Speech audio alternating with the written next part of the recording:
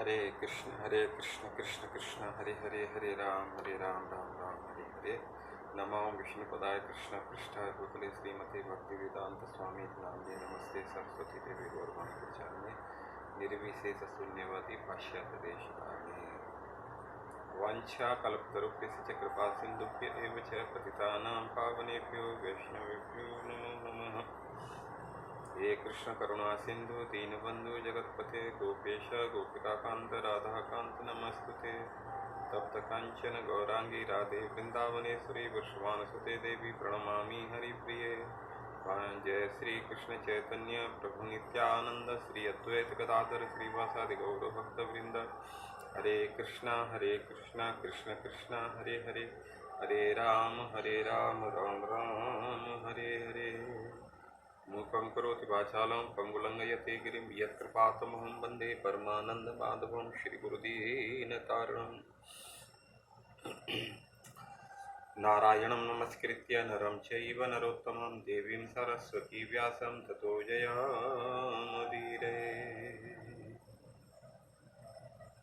भूतैर्महद्वीयः इमां पुरोऽभ्यो निर्मायसे ते यदमुषपुष्य भुङ्क्ते गुणान् षोडशात्मकं सोऽलङ्कृष्ट भगवान् वचांसि मे।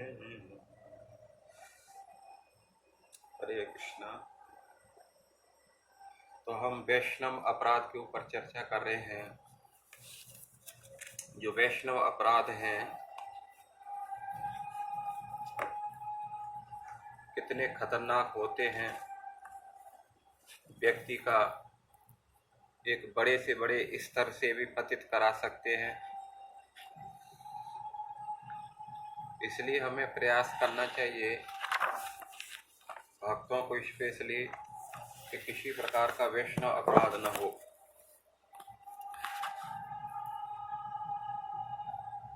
वैष्णव अपराध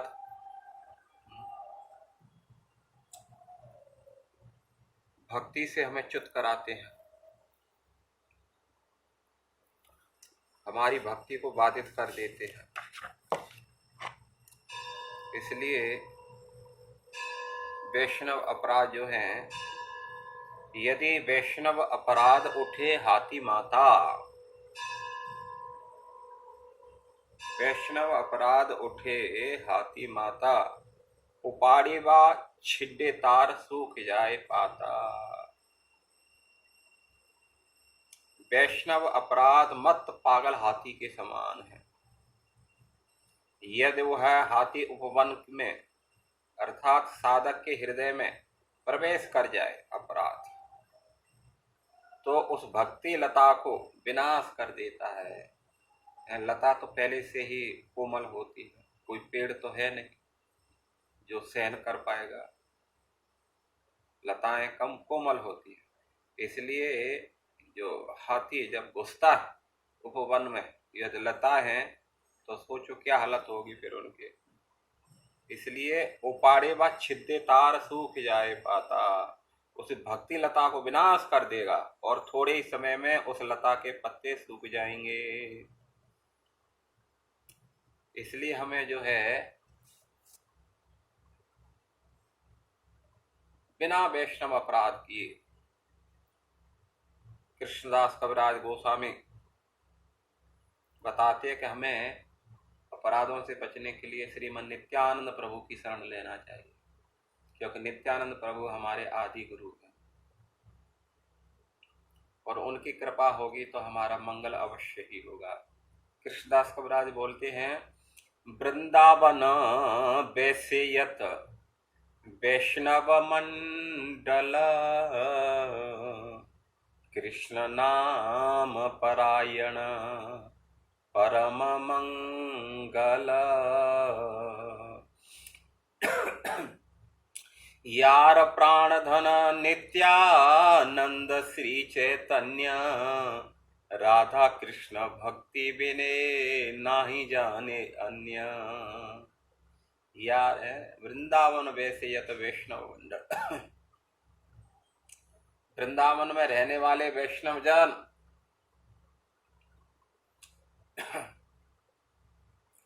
कृष्ण नाम परायण परम मंगल, 24 घंटे भगवान श्री कृष्ण के नाम कीर्तन में ही मस्त रहते हैं, जो सदैव मगन रहते। तो यार प्राण धन नित्यानंद श्री चैतन्य, तो उन भक्तों के जो प्राण धन हैं कौन? नित्यानंद श्री चैतन्य, श्री चैतन्य महाप्रभु और श्रीमन नित्यानंद प्रभु। यार कृष्ण भक्ति विने नाही जाने अन्य, तो वो जो है उनके जो प्राण धन ऐसी सी राधा और कृष्ण हैं, तो वो इनके अलावा और संसार में किसी को नहीं जानते हैं। कहने का आशय है कि जो भक्तों के प्राण धन है वो ज्यादातर अपना वास्ता भगवान से रहते हैं, संसार के किसी व्यक्ति से ज्यादा अपना संबंध नहीं जोड़ते हैं। जितना जरूरत है उतना बात करते हैं, तो नहीं जो है कोई बात करते हैं। तो इसलिए हमें जो है इन वैष्णव अपराधों से बचने का प्रयास करना चाहिए। तो बात उस समय की है कैसे वैष्णव अपराध इतने प्रभावशाली हो सकते हैं कि हमारी जान को भी ले सकते हैं, हमें एक बहुत ऊंचे पद से भी नीचे गिरा सकते हैं। कई सारे वीडियो हम डाले हैं, एक दो तीन डाल चुके हैं, तो उनमें हम देख रहे हैं। पहले अमरीश महाराज का उदाहरण दिए थे, उसके बाद में रामचंद्र खान का, फिर उसके बाद में एक गोपाल चक्रवर्ती करके, और आज हम भगवान शिव और दक्ष के बारे में बता रहे हैं कि दक्ष ने किस प्रकार भगवान श्री शिव के चरण कमलों में, भोलेनाथ के चरण कमलों में अपराध किया, जिसका परिणाम ये हुआ कि दक्ष को अपनी जान गंवानी पड़ी, और बाद में जिंदा भी हुआ तो बकरे का मुंह लेकर के जिंदा हुआ, बकरे का मुंह लगा दिया गया। अब सोचो कोई मनुष्य के बकरे का मुंह हो तो कितना अच्छा लगेगा, वो सारे कैमरा वाले इधर खड़े हो जाएंगे उसका फोटो लेने के लिए। तो बात उस समय की है, दक्ष जो ब्रह्मा के पुत्र हैं, ब्रह्मपुत्र दक्ष, इन्होंने पहले एक वाजपेयी यज्ञ किया था। उस यज्ञ में दक्ष ने, चूंकि शिव जी हमेशा अपनी ट्रांसेंडेंटल पोजीशन में रहते हैं, आध्यात्मिक स्थिति में रहते हैं, भगवत ध्यान में रहते हैं, वो संसार को नहीं देखते। संसार को देखने के लिए हम जैसे ही बहुत है। तो शिव जी संसार से बिल्कुल ऊपर बने रहते हैं। तो जिस समय दक्ष ने वाजपेयी यज्ञ किया था, तो उस समय वो जितने भी प्रजापति थे, देवता आदि, उसमें जो है शिव जी भी, ब्रह्मा जी भी, इंद्र, चंद्र, वरुण, कुबेर, जितने भी सारे थे बड़े बड़े लीडर, वो सब उस सभा में बैठे थे। तो जब दक्ष उस सभा के जो है सभापति थे, तो दक्ष ने जब उस सभा में संबोधन करने के लिए प्रवेश किया तो सबने उठ करके सम्मान दिया था उनको, लेकिन शिव जी और ब्रह्मा जी दोनों नहीं उठे। ब्रह्मा जी से इसलिए नहीं उठे थे क्योंकि उनका पुत्र था, कोई पुत्र के लिए थोड़ी कोई खड़े होकर पिता सम्मान करेगा। और शिव जी इसलिए नहीं उठे क्योंकि वो संसारी व्यक्ति से ज्यादा वास्ता नहीं रखते। वो वहां थे नहीं, शरीर तो उनका था, लेकिन उनका तो ध्यान भगवान के चरण कमलों में लगा था, इसलिए उनको ध्यान ही नहीं था कौन आया है कौन गया था। तो इससे क्या हुआ कि दक्ष ने ब्रह्मा जी से तो कुछ नहीं कहा, लेकिन शिव जी को जब बैठे हुए देखा उनका, जबकि सबने सम्मान किया है, केवल एक व्यक्ति ने सम्मान इन्होंने नहीं किया। अब जो है एक गुस्सा हो गया, और गुस्सा होकर के जो है उनका बहुत अपमान किया, यहां तक कह दिया ये मरकट लोचन, इसके आंख क्या नहीं, बंदर की आंख जैसे वाला, अशुद्ध रहता है, शमशान में भूत प्रेत इनके सारे गण हैं, मित्र यार दोस्त हैं, जो प्रजापतियों की इज्जत को खराब कर रहा। सोच लो ये होता है। आजकल में जो साधु लोग होते हैं वो इज्जत को खराब करते हैं। पैंट शर्ट वालों की, सूट बूट में जो सूट बूट कोई पहने हुए बहुत हाई फाई लेवल के कुछ लोग हों, जैसे उनके बीच में एक कोई महात्मा चले जाएं, महात्मा कितने भी उच्च कोटि के महात्मा हो, लेकिन उनकी वहां बेइज्जती उनको फीलिंग होती है। तो ठीक है, ऐसे ही जो है उनको अपनी बेइज्जती लगी है। जो है शिव जो कलंक है हम सब देवताओं के लिए, तो साफ दे दिया कि इसको यज्ञ का भाग नहीं मिलेगा, बंद करो इसको यज्ञ। बहुत अपमान हुआ, उसको हम चर्चा नहीं करेंगे। श्राप दिए गए थे, फिर जो है नंदी के गणों ने इनको श्राप दिया था, दक्ष को श्राप दे दिया था, तेरा बकरी का मुंह हो जाए। तो बहुत हुआ, तो आगे चल करके समय बीत गया, वो यज्ञ जैसे तैसे पूरा हुआ। शिव जी कुछ बोले नहीं, अपने कैलाश पर्वत पर आराम से रहने लगे। अब जो है इसी बीच में ब्रह्मा जी ने उनको फिर पहले तो उनको क्या नाम है, जो प्रजापति थे उनको प्रजापति बनाया था, लेकिन अब प्रजापतियों का लीडर नियुक्त कर दिया, सब प्रजापतियों का अध्यक्ष बना दिया। अब तो सोच लो क्या बोलते हैं, एक तो करेला और ऊपर से उसमें जो है नीम की पत्ती और मिला दी जाए, तो आप सोचो फिर क्या हालत होती है, कितना अपना असर दिखाता, कितना कड़वा हो जाता है। तो दक्ष पहले से ही अहंकारी अभिमानी था, अब उसको इतना बड़ी पोजीशन दे दिया, अब तो सोच सकते हो उसका अभिमान कितना बढ़ गया। अब उसने बृहस्पति सब यज्ञ किया, जिसमें सारे देवताओं को निमंत्रण दिया, केवल शिव जी को नहीं दिया। अब बताइए, कोई यज्ञ हो जिसमें शिव जी को निमंत्रण न दिया जाए, तो यज्ञ पूरा हो सकता है? कभी भी नहीं हो सकता। तो ये हुआ कि जो है शिव को निमंत्रण नहीं दिया गया, तो देवता लोग अपना सज धज करके अपनी पत्नियों के साथ में, बहुत बड़ा यज्ञ का आयोजन था, इसलिए हजारों हजारों की संख्या में आकाश मार्ग पूरा भर गया था, विमानों से बैठ बैठ करके सब धज करके जो है जा रहे थे।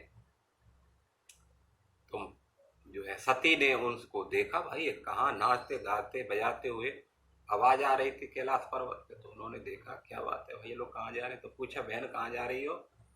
स्त्री की तो स्वभाव की आदत होती है, कोई सर धज कर कहीं जाती है तुरंत, भाई कहाँ जा रही है। तो सती ने भी पूछा, बहन कहाँ जा रही हो? बोला, तुझे नहीं मालूम?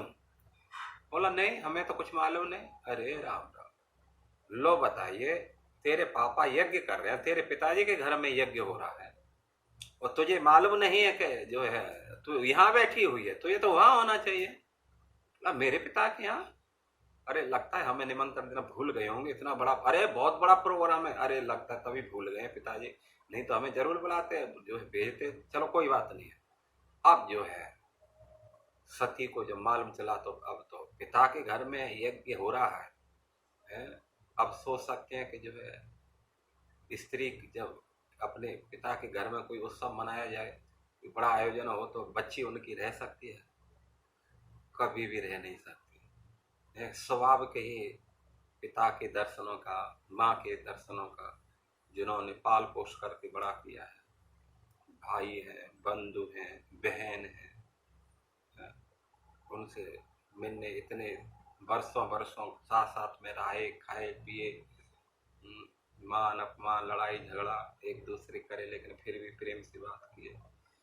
तो फिर एक लड़की कैसे रह सकती है ऐसे? तुरंत उन्होंने शिव जी से कहा, सुनते हो जी? शिव जी ने कहा, सुनाओ जी, क्या बात है? बोले, आपके ससुर के यहाँ यज्ञ हो रहा है, आप यहाँ हैं, चलो हम चलते हैं। बोला, यज्ञ तो हो रहा है लेकिन निमंत्रण तो आया नहीं। तो बोले, कोई जरूरत नहीं जी, भूल गए होंगे, इतना बड़ा प्रोग्राम किया है, सुना है सब जगह से बड़े बड़े लोगों को बुलाए हैं, तीनों लोगों से। बोला, हाँ बात तो सही है, लेकिन कोई निमंत्रण विमंत्रण तो आया नहीं। अजी क्या है, निमंत्रण देने भूल गए तो कोई बात नहीं है, बिना निमंत्रण के चलते हैं, फिर वो तो अपना घर है, वहां भला निमंत्रण की जरूरत क्या होती है। तो सती ने कहा कि कुछ स्थान ऐसे होते हैं जहां बिना निमंत्रण के जाया जा सकता है। कथं सुताया पितृगेह कौतुकं निशम्य देह सुरवर्य नेंगते अनाहुताप्यभियन्ति सौहृदं भारतु गुरो देह कृतस्य केतनम्। जैसे ही सती ने सुना कि उनके पिता के यहाँ यज्ञ का आयोजन हो रहा है, अब तो बहुत बेचैन हो गई अपने पापा के घर में जाने के लिए। इसलिए उन्होंने जो है कहा, शिव जी से कहा चलो जी। तो उन्होंने कहा देखो निमंत्रण नहीं आए। तो उन्होंने कहा कि देखो, एक तो जो है सौहृद है, सौहृदम, जो अपने मित्र यार दोस्त हैं उनके यहाँ तो बिना बुलाए भी जाया जा सकता है, कोई जो है उसमें अपमान नहीं है। और भर्तु, पति के घर में बिना बुलाए जाया जा सकता है। और गुरु जी के घर में बिना निमंत्रण के जाया जा सकता है। देहकृत, और अपने पिता के घर में बिना निमंत्रण के जा सकते हैं। और केतनम, अपने घर में, ससुराल में, जिसको ये अपना घर है जहाँ, तो वहां जो है बिना बुलाए जा सकते हैं। सौहृदम भर्तु गुरु देहकृत केतनम, तो इनमें जो है बिना बुलाए जा सकते हैं। इसलिए जो है कोई निमंत्रण की हमें जरूरत नहीं है, हम चलते हैं। अब शिव जी को जो है तुरंत वो अपमान जो हुआ तब भरी सभा के अंदर उनको क्या क्या बोला गया था, तो अभी उनको याद आ गया, तो बड़े गंभीर हो गए।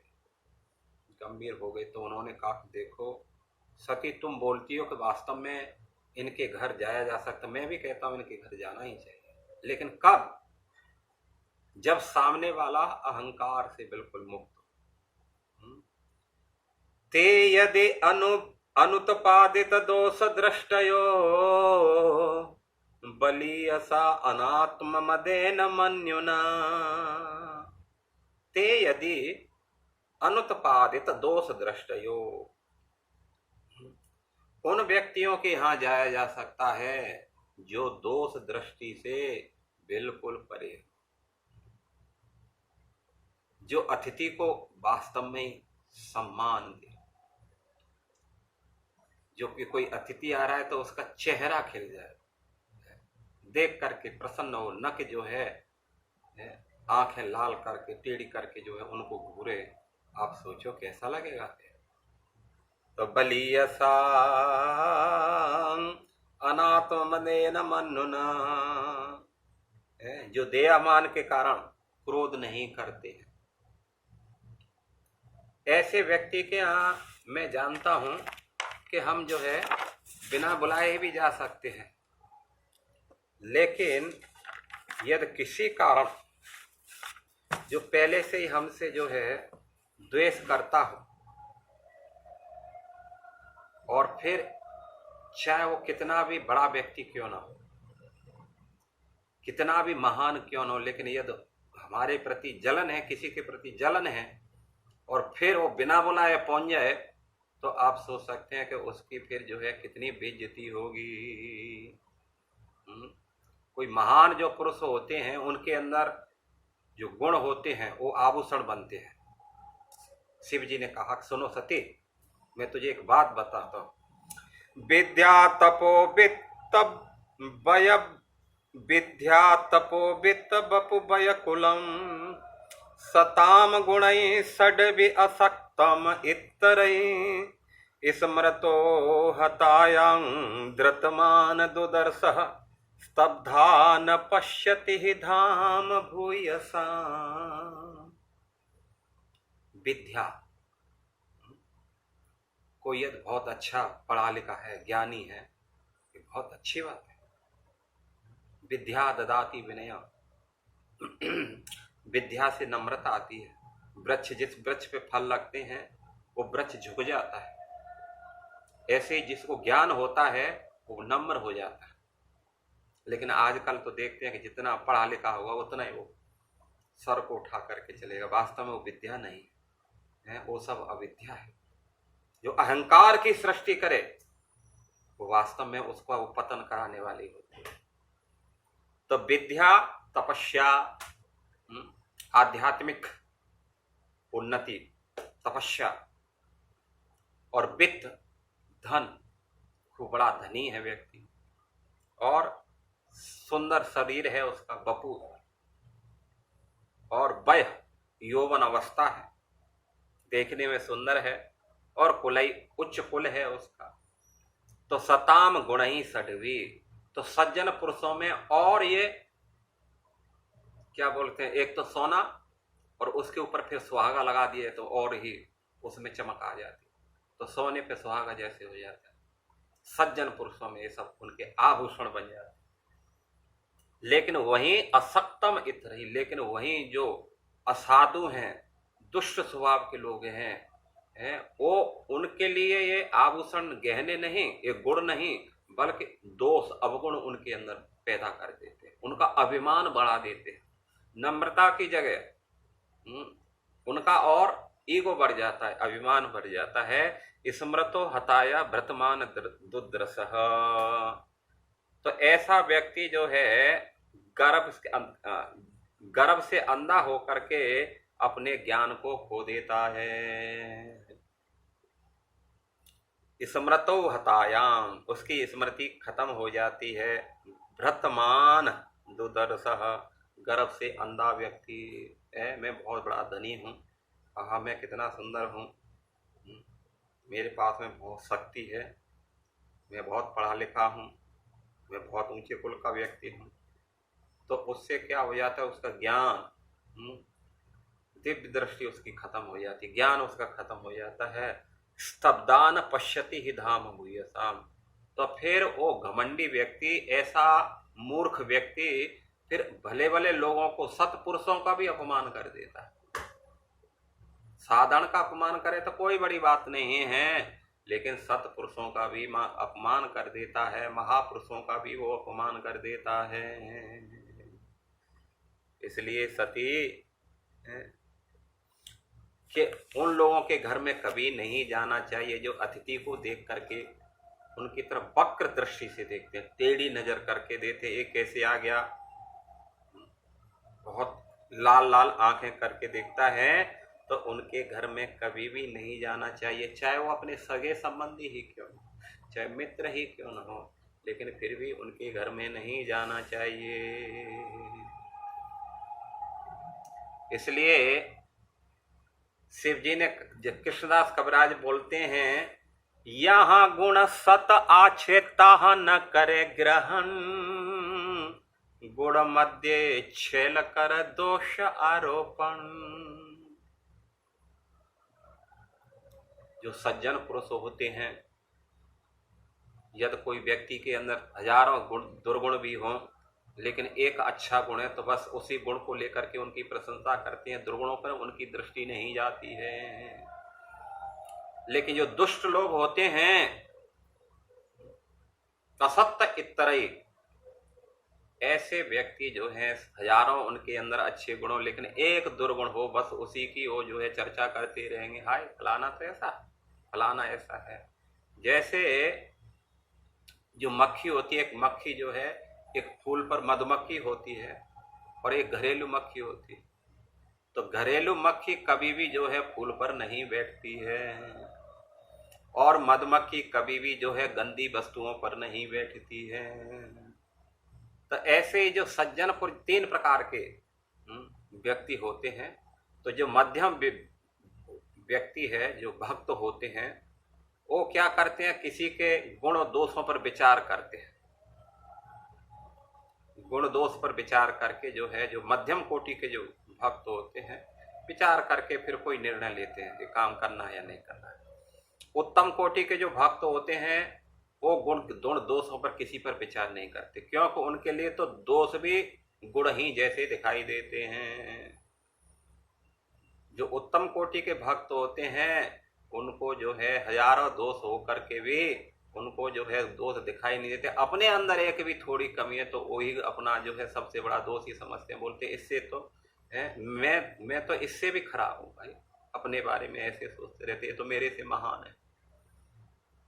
लेकिन जो निम्न कोटि के व्यक्ति होते हैं वो जो है हमेशा दूसरों में केवल दोष ही देखा करते हैं। इसलिए जैसे चींटी होती है, चींटी मणि में मंदिर के भीतर भी छेद कर देती है, नहीं सोचती है कि मणि का बना हुआ है, भाई इतना कॉस्टली इसमें वो लगे हुए हैं, लेकिन वो उसमें भी छेद करते।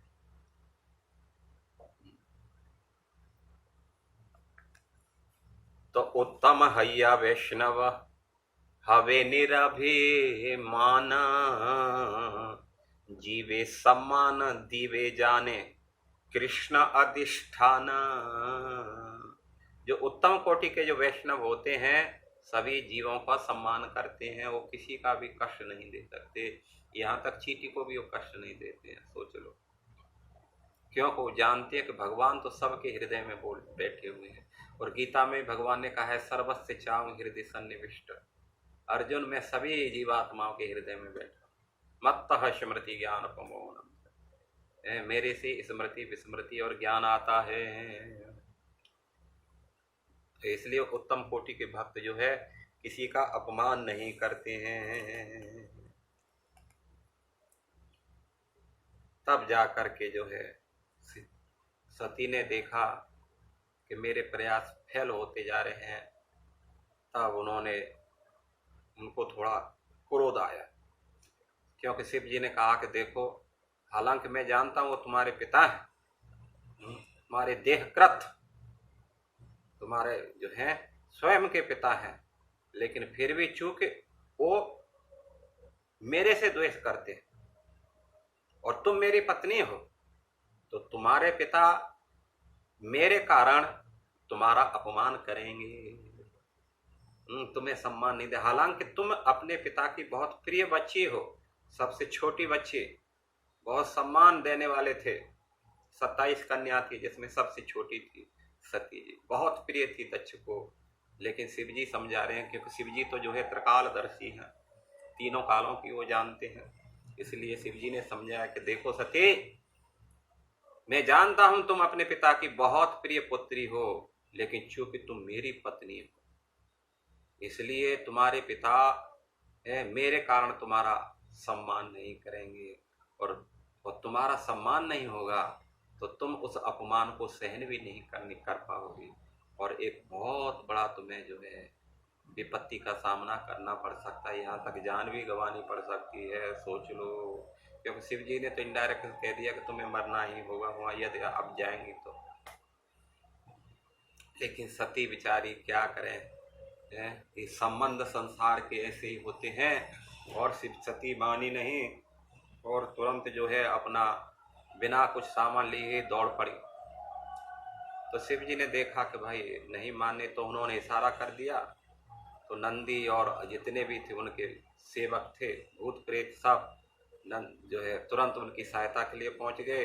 किसी ने उनके खिलौने उठा लिए, किसी ने उसका तोता उठा करके, मैना उठा करके उनके हाथ पे दे दिया, कोई दर्पण उठा लिए, तो कोई पंखा, चामर, कोई तुरही और ढोल नगाड़े मृदंग तुरही लेते हुए सब जो है हो हा हुआ। भूत प्रेत तो थे ही, अब जान सकते हो, थोड़ी वो कीर्तन करेंगे और दौड़ते चिल्लाते कूदते फलाते, कोई एक पैर का, कोई 5 पैर का, किसी का पेट नहीं है तो किसी की नाक सर के ऊपर लगी हुई है, किसी के हाथ ही नहीं है, कोई रुंड मुंड गोल मोल है तो बिल्कुल कोई पतला एक उसका है, चित्र विचित्र। और जा करके जो है यज्ञ स्थल में पहुंच जाते हैं, वहाँ बड़ा धूमधाम से यज्ञ हो रहा है। जब सती ने देखा कि बड़े मंत्रोच्चारण हो रहे हैं, और उस समय जब सती पहुंची तो जो है दक्ष ने सती को देखा, लेकिन सती को देख करके दक्ष ने मुंह फेर लिया, सती का अपमान हो गया, कोई सम्मान नहीं। इधर माताओं ने और उनकी जो बहनें थी बड़े प्रेम से मिली, उनका बड़ा स्वागत सत्कार किया, लेकिन पिता ने उनका स्वागत नहीं किया। इसलिए उन्होंने माता और अपनी जो है बहनों के सम्मान की कोई परवाह नहीं की। अब क्या हुआ, जब जो है इस प्रकार हुआ, सती का अपमान हुआ, तो उससे वो सहन नहीं, और सती जी बहुत जो है क्रोधित हो गई।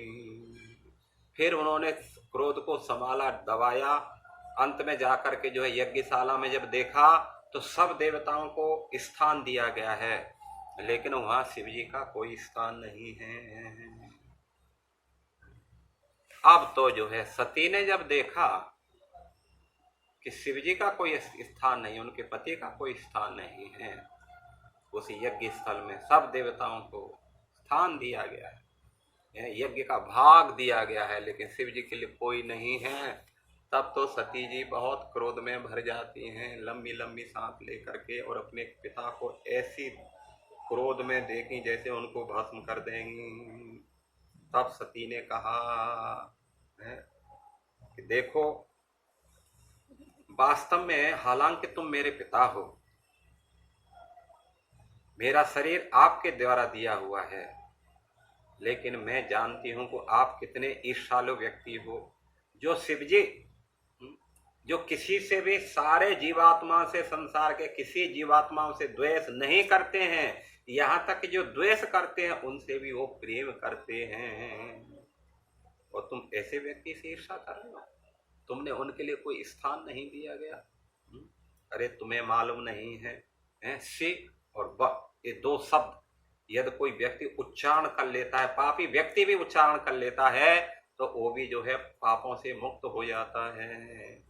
और फिर भला जैसे शिव जी के बारे में तो कहा ही क्या जाए। शिव जी तो कितने महान वैष्णव हैं।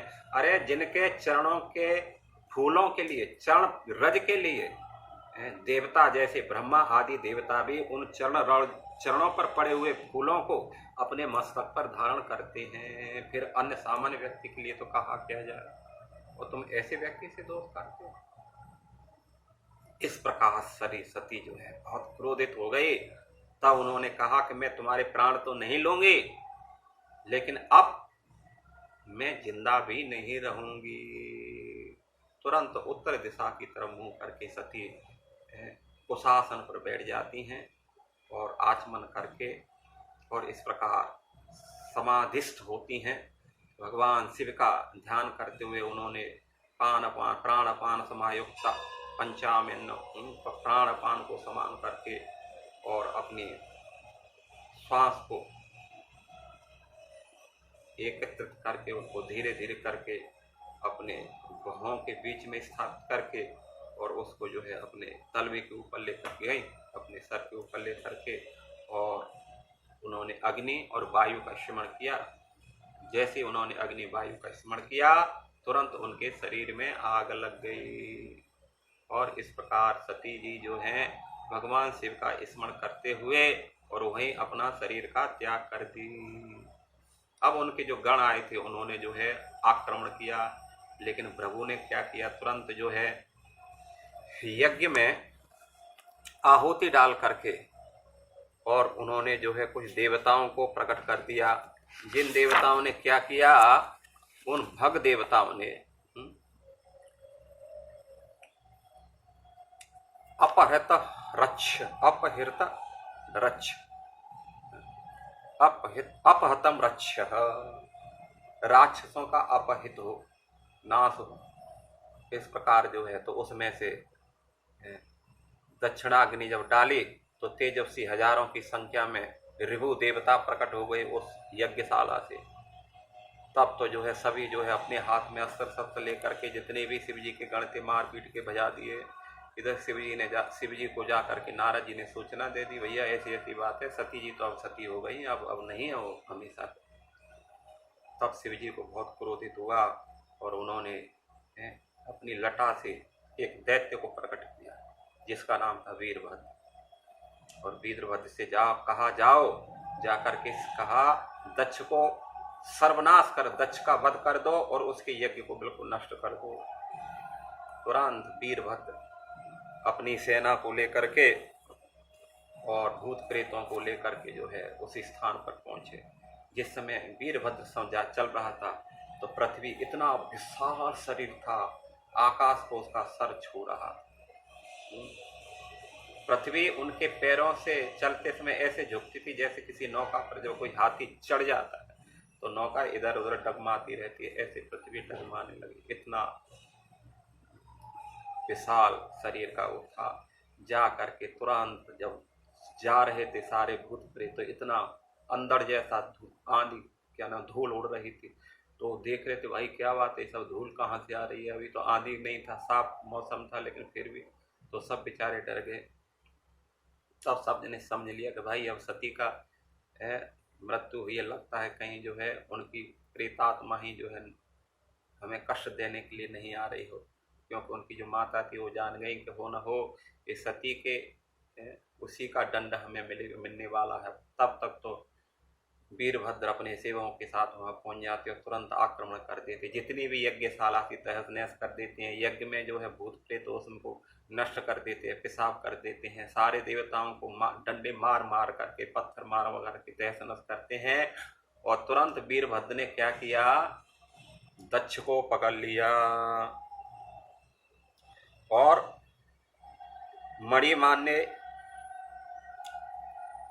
भृगु को पकड़ लिया, चंडीस ने पूषा को पकड़ लिया और नंदीसुर ने भगदेवता को पकड़ लिया। तो सबसे पहले क्या किया, वीरभद्र ने भगदेवता की दाढ़ी और मूछ, ब्राह्मण भृगु जो थे उनकी दाढ़ी और मूछ को खींच लिया, बिना दाढ़ी मूछ के कर दिए। और इसके बाद में जो है जो पूषा देवता थे, क्योंकि जिस समय दक्ष उनका जो बाज पे पहले यज्ञ हुआ था, तो भृगु मुनि जो है जब दक्ष उनको साप दे रहा था तो अपनी दाढ़ी पर मूछों पे हाथ फेर रहे, तो उनकी दाढ़ी मूछें खींच के बलक कर दी। और चंडीस जो है ये देवता क्या नाम है, पूषा नामक देवता था जो दांत दिखा रहा था, हंस रहा था। तो जो है वीरभद्र ने क्या किया, एक मुक्का उसके मुंह में मार दिया तो बत्ती सी बाहर कर दी, चल तू बिना दांत का हो। और जो भग देवता था वो आंखें दिखा रहा था, उस समय आंख मटका रहा था, अच्छा दो श्राप दे दो और दो श्राप दे दो। तो वीरभद्र ने क्या किया, उसकी दोनों आंखें निकाल करके हरि बोल कर दी, बोला तो दिखाओ। अब जो है वीरभद्र ने गढ़ लेकर के अपना त्रिशूल लेकर के उसकी गर्दन को काटना चाहे तब नहीं कटी। तो जो पशु बलि दी जाती है वही गड़सा वहां पड़ा था, वो गड़सा उठाया और जो है उसकी गर्दन पर दे मारा, गर्दन कट करके धड़ाम से अलग हो गई और उसका सर उठाए और जो यज्ञ थी उसी में आहुति दे दिया। इस प्रकार सबको तहस नहस करके आ गए। इधर जो है देवता बड़े अंग भंग हो गए, सभी को कुछ न कुछ नुकसान पहुंचा। सब देवता ब्रह्मा के पास में पहुंचे। ब्रह्मा ने समझा भाई तुमने ऐसे ऐसे बहुत बड़ा अपराध तो किया, चलो शिव जी हैं आशुतोष हैं, फिर भी चलते हैं उनसे प्रार्थना करते हैं। सारे देवता फिर कैलाश पर्वत पे गए, शिव जी को मनाया और शिव जी मन जो है प्रसन्न हो गए। उन्होंने कहा कि भाई मैंने तो केवल ऐसे में व्यक्ति का है जो निम्न बुद्धि का, तुच्छ बुद्धि का है, ऐसी की मैं चर्चा नहीं करता, मैंने तो थोड़ा सा उसको हिट दिया है, उसकी गलती का थोड़ा सा एहसास करा है, मैंने दंड नहीं दिया उसको, दंड दूंगा तो बचेगा ही, कहाँ जाएगा, तो मैंने उसको थोड़ा सबक सिखाने के लिए थोड़ा सा किया। लेकिन आप लोग आए तो चलो मैं उसका फिर क्या करते हैं उसको कर देते हैं। तो उन्होंने कहा कि जो है दक्ष का सर जल गया है इसलिए बकरे का मुंह लगा दो। वो ठीक बकरे का मुंह लगा दिया। दक्ष खड़ा होकर के मिनमिनाता हुआ हाथ जोड़ करके शिव जी की स्तुति करने लग गया। और पूषा के दांत है नहीं इसलिए उसे सत्तू पिलाओ। कोई दांत कोई बात नहीं, सत्तू पिए वो, बिना उसको पिसा हुआ पिए वो। और भृगु देवता की आंखें हैं तो अपने जो है मित्र की आंखों से वो देखे, कोई बात नहीं, उनको आंख नहीं मिलेगी अब। और जो क्या नाम है भृगु की जो दाढ़ी मूछ है, बोला बकरे की दाढ़ी मूछ लगा दो उनको, तो बकरे की दाढ़ी मूछ मिला दी। तो इस प्रकार जो है, तो कहने का आशय है कि वैष्णव का अपराध करने से कितना जो है कितना अच्छा शुभ कार्य हो रहा था, लेकिन कितनी विघ्न बाधा उसमें आ गई है। और इसके बाद में जो है भगवान वहाँ प्रकट हो जाते हैं और भगवान प्रकट हो करके फिर जो है सब कार्य ठीक से सुचारू रूप से होता है और उसका यज्ञ पूरा होता है। तो ये है वैष्णव अपराध का फल। सती जी फिर जो है हिमालय की पुत्री बन करके मेनका के गर्भ से उत्पन्न हुई, प्रकट हुई और उसके बाद में पार्वती के रूप में उन्होंने फिर से शिव जी का वर्ण कर लिया। तो ये है कथा। सती भी ने भगवान शिव का अपराध, उनकी बात को नहीं माना इसलिए उनको सती होना पड़ा।